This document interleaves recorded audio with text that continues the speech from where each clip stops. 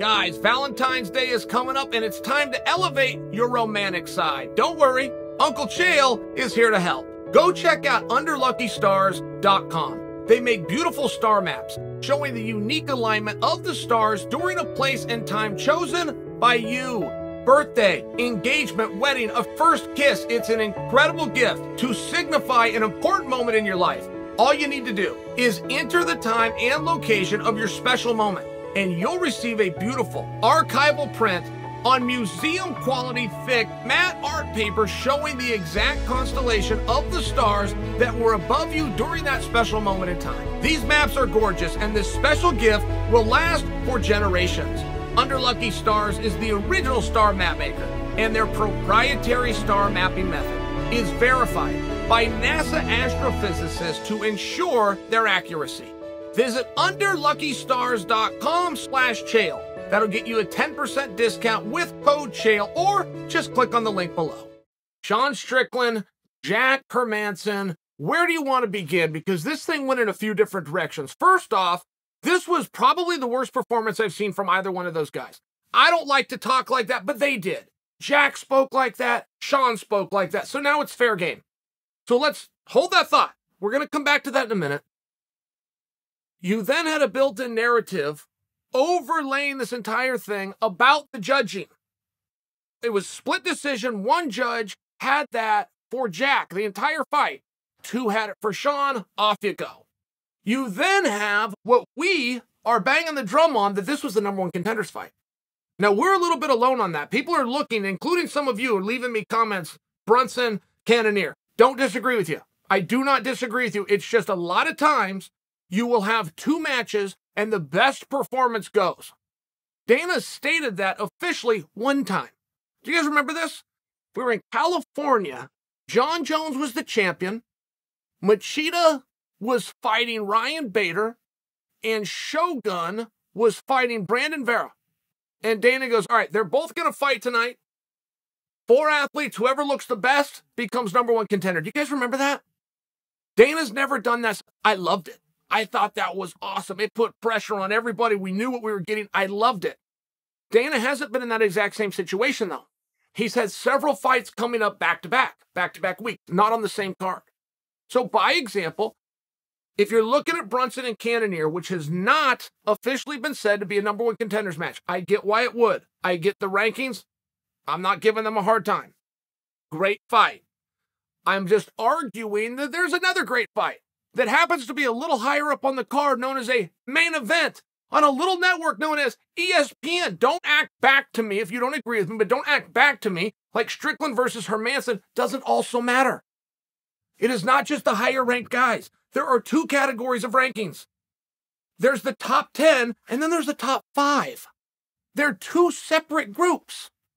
So I just bring to you that this fight does matter, and this was a narrative, and this narrative was playing out during the fight, including in the 3rd round, when the announcers led the audience to believe that Sean Strickland was running away with this thing and possibly will be fighting the winner of Adesanya Whitaker. Hold on.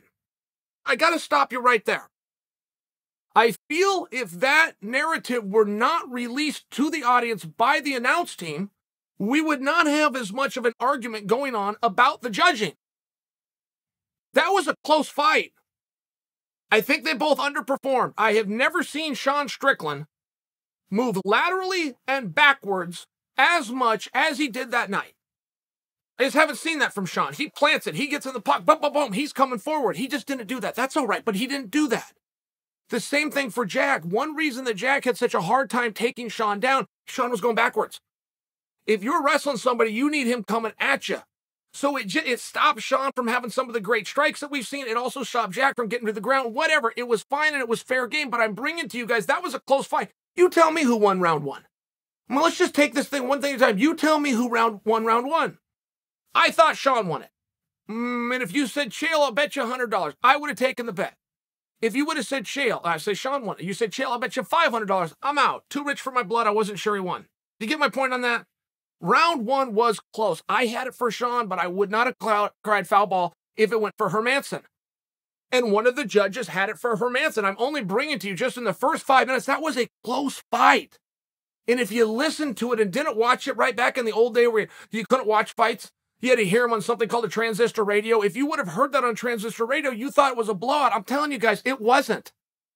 It was not a blowout. This was a competitive fight. Those leg kicks by Hermansson were devastating. I remember this used to drive Chuck Liddell crazy. Chuck Liddell was a huge leg kicker, champion of the world. But he had teammates, and he saw other fighters implementing that same game plan, and Chuck would go crazy saying, why don't the judges give any credit to those leg kicks? The leg kick is as hard as a baseball bat. It's damaging. You can't see the blood. You don't see the swelling. You don't see a disfiguration on the face, and therefore the judges don't give it the same credit. Well, this one judge did, and he's right too. He's right too. Jack was hurting Sean with those leg kicks. It was the most devastating blow of the first round, and Jack had about 4 of them. So to give Jack that round, I'm only focused on 1 round. I don't want to go to 2, 3, 4, and 5. I just want to remind you guys, we went into the second round not knowing who was winning. The second round, I also thought Sean won, but I was well aware going into the third, it could be 1 apiece. For sure, and that's what you guys saw too. You saw that too. You know exactly what I'm talking about. That first round could go either way. Second round to Sean, going into the third, we're at a draw, but we're being led to believe that it's all smooth sailing and Sean's just sailing this one in. There was at one point in there where boom, boom, Sean throws a 1-2, Jack returns with a 1-2. And the announce team tells us, oh, Sean Strickland is now picking him apart. Picking him apart? It was 2 for 2 right on the noggin for both of them. I'm only sharing for you. That was not a terrible job by that judge. And for that judge to want to look at those leg kicks, and then, of course, you got octagon control. That's another thing, guys. We forget what the unified rules say. You want to talk about octagon control, I got to go back to Sean Strickland backing up and moving laterally more than he ever has, and Jack Hermansson coming forward. Every time they hit the fence, it was Sean's back hitting the fence because he had nowhere else to go because Jack was coming running at him. It was a close fight. I want the record corrected. I want the record correct. I don't like it.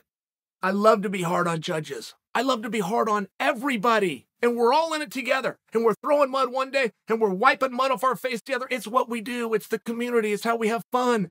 If we all agree, we ain't fighting. We don't all agree. We're fighting about everything. Can't do it on this one. That was a close fight. 3-2 Strickland. That's what I had. The other judge had it 3-2 Jack. Okay. Well, that first round, okay. You could come to that conclusion. Now, what do you do from here? Because we are in the exact same spot with Sean, which is nobody can beat him. And if they can, they haven't. And Sean has called for some hard fight. Sean called for Paulo Costa. Nobody wants to fight Paulo Costa, well, except Sean. So even if Sean doesn't get the fight, even if you go, oh, Paulo Costa could beat him, Sean called him out. This is the way it works. The rules on the playground carry over to the octagon. If Sean calls for the fight and doesn't get the fight, Sean wins. That's how that works. So there's not a whole lot of guys left for Strickland to fight. If Brunson and Cannonier go out there and don't have a great performance, and that's a toss-up, man, those are 2 studs for sure. I get why that's being looked at. But it's always good to have options. It's always good to have a little variety. If that fight goes out, somebody lays an egg, or whoever wins that fight Sandhagen's his own career in calls for Marvin Vettori, it's going to open a door for Sean Strickland, who going to have a hard time coming through it. Sean is a character, man. He's doing a gimmick. He's a character. He's an entertainer. It makes me nervous. I think he's going in the wrong direction. I think there was a time for that to get some focus, to get some attention, to get the better fights, to work your way up the card. Once you get there, you can now go down Main Street. There's always room for a straight man, for sure. You start playing that game, and I made a living playing that game. I'm just here to tell you, it's a risky one. It's a risky one. I think Sean makes some people uncomfortable. I know everybody's laughing and everybody's cheering him on, but I don't think that they're really supporting him. I think they're laughing at him. I think they're in shock of what he's doing. I think he's misinterpreting it. Sean Strickland, 2-time main eventer, 2-time winner. There's nowhere else to go in the business. Once you main event status, there's nowhere else to go. There's only world title fight. I'm not backing off this one. I'm not conceding that it's Cannonier and Brunson. I think the winner of Cannonier and Brunson has company. I think that company is Sean Strickland.